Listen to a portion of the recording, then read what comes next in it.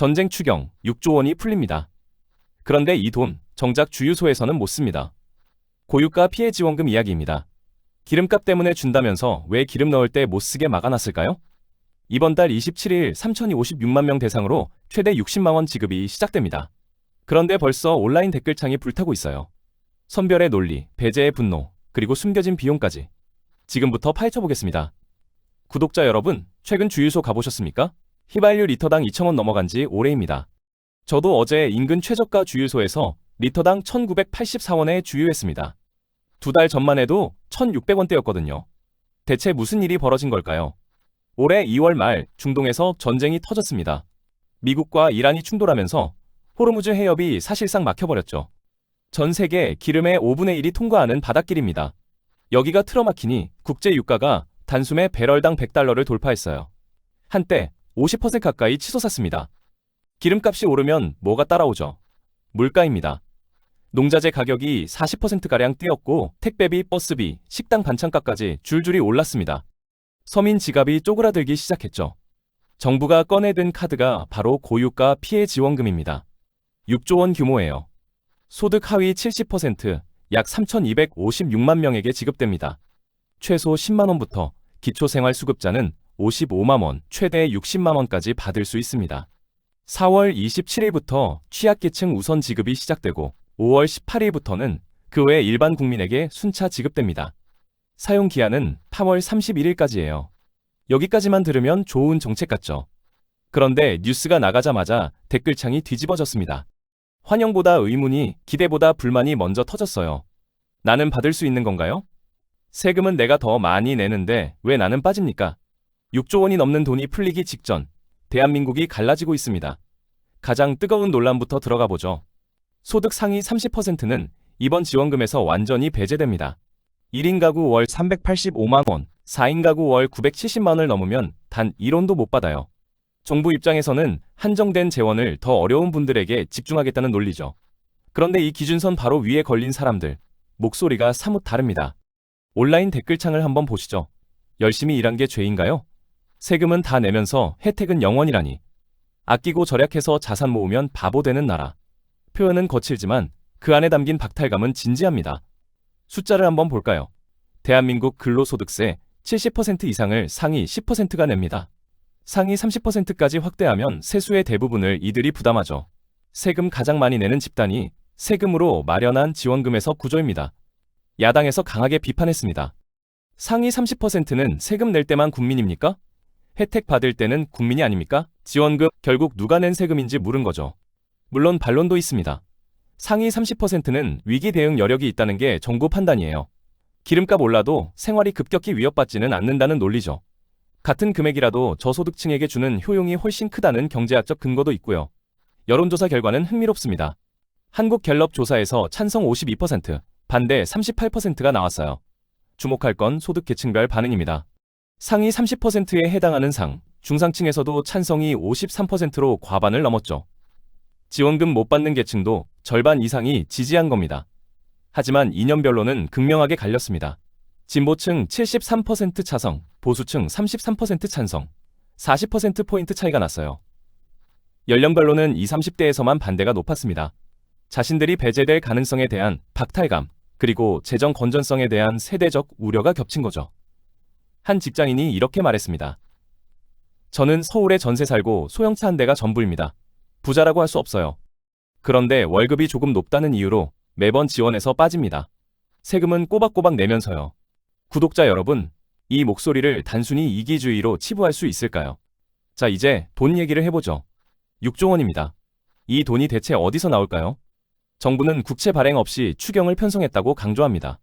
반도체 호황과 증시 호조로 생긴 초과세수 20조 원이 재원이죠. 빚 안 지고 여윳돈으로 푸는 것처럼 보입니다. 하지만 경제학자들은 다르게 봐요. 초과세수는 원래 국채 상환이나 미래 투자에 쓸 수 있는 돈입니다. 이걸 현금으로 뿌리면 장기적 재정 여력은 줄어들죠. 더 큰 우려는 물가입니다. 시중에 6조 원이 한꺼번에 풀리면 어떻게 될까요? 같은 양의 물건을 더 많은 돈이 쫓아다니면 가격이 오릅니다. 오늘 손에 쥔 10만 원이 내일 국밥값 500원 인상으로 돌아올 수 있어요. 보이지 않는 세금이죠. 지방정부 부담도 만만치 않습니다. 총 6조 원 중 지방비가 1조 3천억 원이에요. 서울이나 경기도는 감당하겠지만 세수 부족한 중소도시에는 큰 짐입니다. 일부 지자체는 지방채 발행을 검토하고 있어요. 결국 빚이죠. 전문가들이 우려하는 건 이런 현금 지원의 반복입니다. 코로나 때 재난지원금, 지난해 민생회복 소비 쿠폰, 올해 고유가 피해 지원금. 위기 올 때마다 국민 다수에게 현금 뿌리는 방식이 굳어지면 재정 효율성이 떨어지고 국가 부채가 쌓여요. 물론 지금은 비상 상황입니다. 중동 전쟁이라는 외부 충격이 왔고 유가가 $100를 넘나들고 서민 생활이 흔들리고 있죠. 정부가 재정으로 방파제를 쌓겠다는 판단, 틀렸다고 단정하기는 어렵습니다. 다만 그 비용을 누가 치르는가에 대한 논의는 필요해요. 공짜 점심은 없다는 오래된 격언, 지금 이 순간에도 유효합니다. 여기서 한 가지 더 짚어볼 게 있습니다. 정책 이름을 다시 볼까요? 고유가 피해 지원금입니다. 기름값이 올라서 힘든 국민을 돕겠다는 뜻이 이름에 박혀있죠. 그런데 이 돈을 들고 주유소에 가면 어떻게 될까요? 대부분 결제가 안 됩니다. 정부가 사용처를 연 매출 30억 원 이하 소상공인 매장으로 제한했기 때문이에요. 한국석유유통협회 통계를 보면 연 매출 30억 원 이하 주유소는 전체의 30%도 안 됩니다. 주유소는 기름을 대량으로 취급하니까 매출 규모가 클 수밖에 없거든요. 정리하면 이렇습니다. 국민 70%에게 주는 고유가 피해 지원금이 주유소 70% 이상에서 사용 불가라는 거죠. 시민들 반응은 싸늘했어요. 차라리 소상공인 지원금이라고 부르는 게 솔직한 거 아닙니까? 대상 선정도 논란입니다. 새벽 4시 고속도로 휴게소, 지친 얼굴의 화물차 기사가 경유 가격 전광판을 확인합니다. 전쟁 전보다 수백 원씩 오른 경유, 한 달 기름값만 수백만 원씩 더 나가요. 그런데 화물우님은 제자리입니다. 이분이 고유가 피해 지원금 소식을 들었을 때 잠깐 기대를 품었습니다. 하지만 자격 요건을 확인하고 한숨을 쉬었죠. 소득 하위 70%라는 기준. 열심히 일해서 소득이 높아진 화물차 기사, 택시기사, 택배기사는 이 기준을 넘는 경우가 많거든요. 반대로 면허는 있지만 차가 없는 장롱면허 소지자, 대중교통만 타는 도심 직장인도 소득 하위 70%면 지원금을 받습니다. 기름 안 써도 받는 사람이 있고 기름 가장 많이 써도 못 받는 사람이 있어요. 정부의 반론도 있죠. 고유가는 기름값만 올리는 게 아니라 물가 전체를 끌어올린다는 겁니다. 농산물 운송비가 오르면 마트 채소값이 오르고 원자재 수입 비용이 오르면 공산품 가격이 오릅니다. 그래서 물가에 취약한 저소득층을 넓게 지원하는 게 맞다는 논리예요. 두 입장 모두 일리가 있습니다. 다만 정책 이름이 주는 기대와 실제 내용 사이에 차이가 있다 보니 혼란이 생기는 거죠. 사실 이런 혼란 처음이 아닙니다. 지난해 여름에도 비슷한 정책이 있었거든요. 민생회복 소비 쿠폰이죠. 사용처는 이번과 똑같이 연 매출 30억 원 이하 소상공인 매장으로 제한됐습니다. 대형마트 업계는 당시에도 강하게 반발했습니다. 이마트, 롯데마트, 홈플러스 모두 사용처에서 빠졌거든요. 업계에서는 소비자 선택권을 제한한다며 불만을 쏟아냈죠. 이번에도 대형마트는 전면 배제됩니다.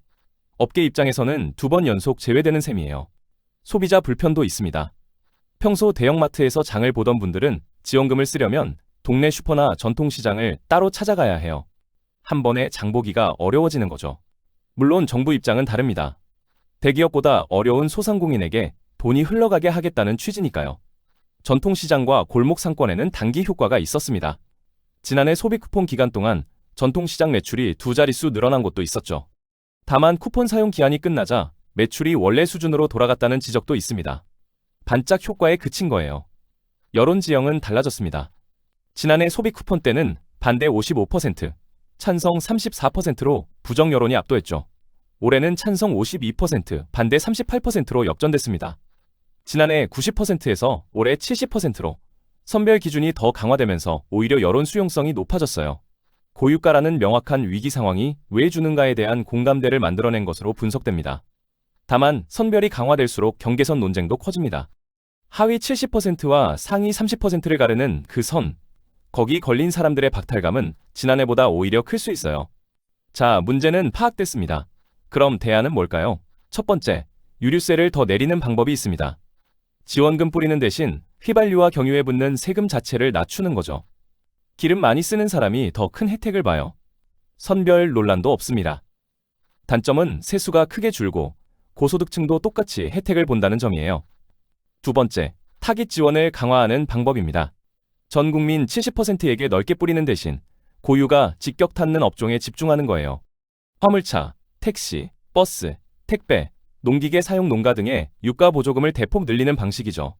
정책 이름과 내용이 일치한다는 장점이 있지만 수혜 범위가 좁아져서 정치적으로 부담이 됩니다. 세 번째, 사용처 제한을 완화하는 방법입니다. 최소한 주유소에서는 쓸 수 있게 하자는 거죠. 실제로 인천시는 지역화폐 인천 이임 캐시백을 주유소에서 20% 적용하기로 했습니다. 정부 기준으로는 안 되는 대형 주유소 문제를 지자체 차원에서 우회한 거예요. 어떤 대안이든 일장일단이 있습니다. 모든 사람을 만족시키는 완벽한 해법은 없어요. 남는 건 선택의 문제입니다. 구독자 여러분은 어떤 방향이 맞다고 보십니까? 지금까지 고유가 피해 지원금의 논란을 살펴봤습니다. 세금 대부분 내면서 혜택에서 밀려나는 중산층의 박탈감, 이름과 내용이 따로 노는 정책 설계, 그리고 반복되는 현금 지원의 재정 부담까지 정부의 취지는 분명합니다. 한정된 재원으로 취약계층을 보호하고 지역 소상공인을 살리며 고유가 충격을 완화하겠다는 거예요. 비상 상황에서 재정이 방파제 역할을 해야 한다는 논리, 나름의 근거가 있습니다. 하지만 현장 목소리는 다친적이에요.